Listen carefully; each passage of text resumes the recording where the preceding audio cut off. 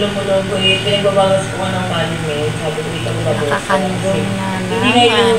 Ay, ano ba? Hindi na mabubula yung isip ko. Nakakandong po si Sophie. Madaming part na hindi na para ilabas ko dito na pinag-usapan namin ng lola ni Ika. Privacy nila yun eh. Sorry guys, hindi ko mailalabas. Nakakandong na Naging madrama, nagkaiyakan, pero kailangan mag-uusap at kailangan ipaalam. Yun, sobrang thankful kasi siya na kami tumutulong, na hindi mo kailangan ng tulong. Yun pa all na sinasabi. Kasi ako napagdaanan ko dati na humihingi ka lang talaga ng tulong pero wala talaga. Si Mama, Ashley. Oy, sarap ng tulog mo. Ash. Natulog na po siya. Ang papis po niya ay nakakandong sa akin. Ito, nalagay po kami ng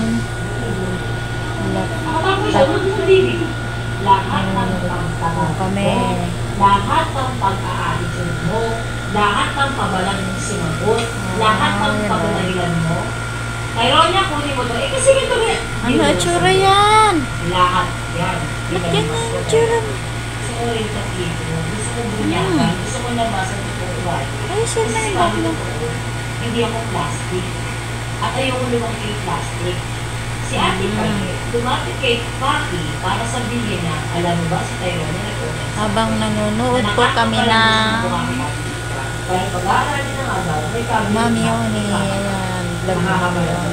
Kaya kinonfront ko kayo si Tyronia, sabi naman niya, ha? Wala ba yung sinabi ng akapala na to? Slay. Uy, ang nanay tulog. Ashley, ang anak ay iyon. Ako po, si Sophia. Nakakandong na naman si Bebe. Nakakandong na naman po siya. Lagi po yung ganyan. Good night ka na sa kanila. Good night. Good night po. Good night. Good night. Ikaw, good night. Good night po. Hello po eh. Good night po sa inyo. O si Sophia o. Bebe. Good night ka na sa kanila. Good night.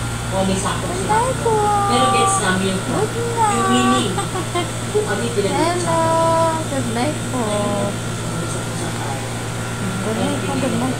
Narinig mo rin tayo. Bye. Bakit